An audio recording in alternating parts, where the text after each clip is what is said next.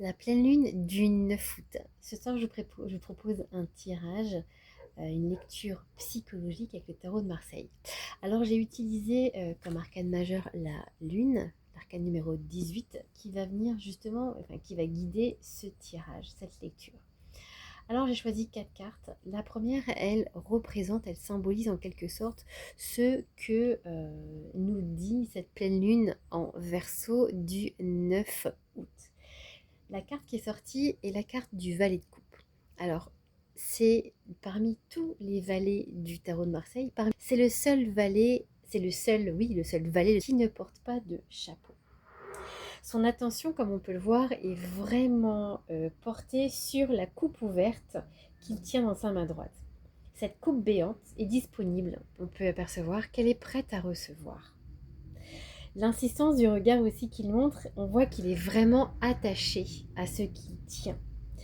Attention parce que ce désir de possession aussi, ça peut le rendre dépendant. Alors cette première carte de la pleine lune du 9 août, elle nous parle comme la vidéo que je vous ai faite juste avant sur le portail du 8-8, j'ai beaucoup de couples qui sont sortis, donc beaucoup d'émotions, beaucoup de ressentis. Ça parlera peut-être à des personnes qui sont dans des difficultés, je ne sais pas, relationnelles ou avec des émotions, qui ressassent beaucoup le passé. On a vraiment des personnages qui ont leur regard qui est orienté vers le passé. Comme s'il y avait des choses qui n'avaient pas été digérées ou aussi des parts de nostalgie par rapport à des situations peut-être passées. En tout cas, cette première carte donc qui représente la pleine lune, elle nous parle de ça. Elle nous parle donc des couples, donc des émotions. Quelque chose qui est en lien avec les émotions, avec aussi les interactions, avec l'amour. Il faut savoir aussi que la sensibilité de notre valet peut être un atout, mais ça peut aussi devenir une carence si ça devient un besoin plus, vous voyez.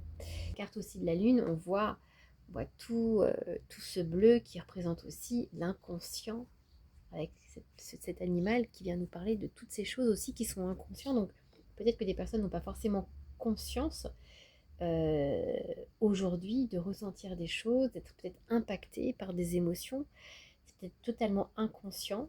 Peut-être qu'il y a des situations que vous pensez qui appartiennent au passé, mais qui ont peut-être encore aujourd'hui un impact, en tout cas, sur votre bien-être émotionnel et sur ce que vous ressentez. La deuxième carte, c'est la carte qui va nous demander justement qu'est-ce que l'on est appelé à laisser derrière dans cette période de pleine lune, de renouveau.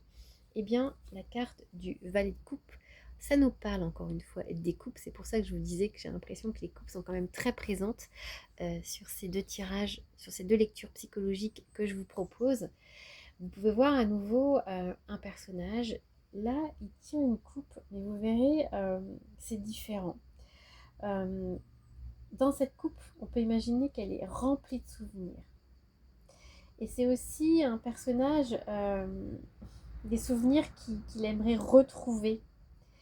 Mais retrouver ses souvenirs aussi peut être un frein et l'empêcher d'avancer. Voyez, donc c'est pour ça que je vous parlais de nostalgie et peut-être parce qu'il est lui aussi orienté vers le passé. Vous voyez, on peut voir aussi que ce cavalier-là, il ne prend pas, il donne. Alors peut-être vous avez le sentiment de beaucoup donner, de vraiment être dans le don. Alors je dis pas que c'est pas bien, hein, c'est très bien de donner, mais peut-être qu'il y a une part de vous qui a le sentiment d'avoir peut-être donné là où vous auriez eu besoin peut-être de recevoir davantage. Et que du coup ça vient déséquilibrer aussi vous dans votre couple au niveau de vos émotions, ce que vous ressentez ou aussi dans les relations. Donc, encore une fois, l'invitation à libérer peut-être toutes ces attentes du passé, de peut-être attendre une relation ou des rencontres qui soient identiques à certaines que vous ayez connues. Vous voyez, ces deux personnages, c'est comme s'ils étaient voilà, côte à côte et ils regardent vraiment dans la même direction. Ensuite, la troisième carte, elle nous parle qu'est-ce que l'on a à gagner si on suit cette proposition que nous montre le tarot de Marseille. Donc, à gagner le 4 de bâton. Alors, dans cet arcane, on peut voir le feu de l'action. Les bâtons représentent, eux, l'énergie vitale, l'action, envie d'aller de l'avant, euh, tout ce qui va nous motiver à faire des choses, à créer, à nous dépasser aussi. Le nombre 4 permet d'utiliser l'énergie à long terme, d'une manière durable, mais aussi d'une manière constante. Donc là, on nous parle aussi de décision. Donc, qu'est-ce qu'on a à gagner? Ben justement, c'est de mettre en place, d'instaurer comme un cadre nouveau peut-être pour pouvoir évaluer et mettre en place des nouvelles décisions, des choses aussi euh, qui nous donneront cette floraison, si vous voulez, qui nous donneront naissance à quelque chose de beau, qui donnera vie à quelque chose de nouveau. Voilà, ça c'est pour ce qu'il y a à gagner. Et puis l'issue de ce tirage, l'issue de prendre en compte toutes ces dimensions dont je viens de vous parler, c'est le 7 de bâton. On est encore dans des bâtons. Bâtons qui parlent de motivation, du feu.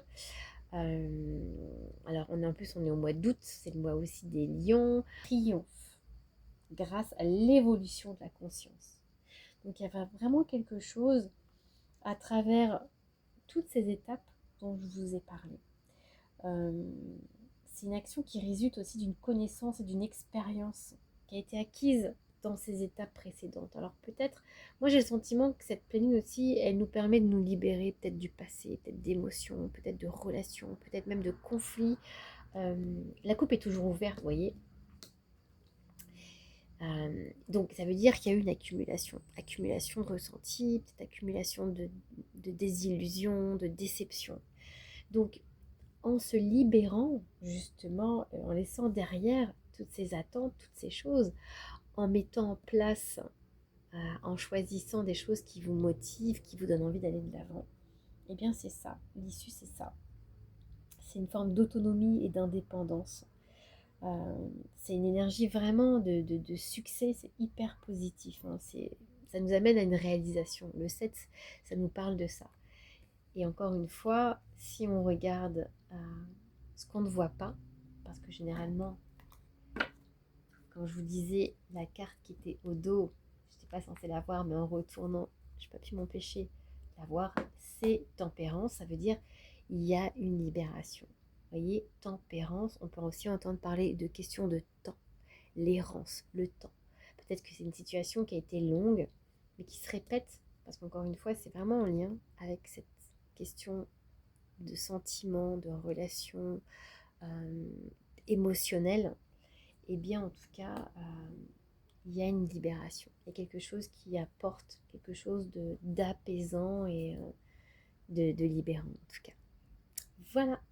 Alors si vous avez des questions sur le tirage, n'hésitez pas, vous pouvez me laisser en commentaire et je vous y répondrai.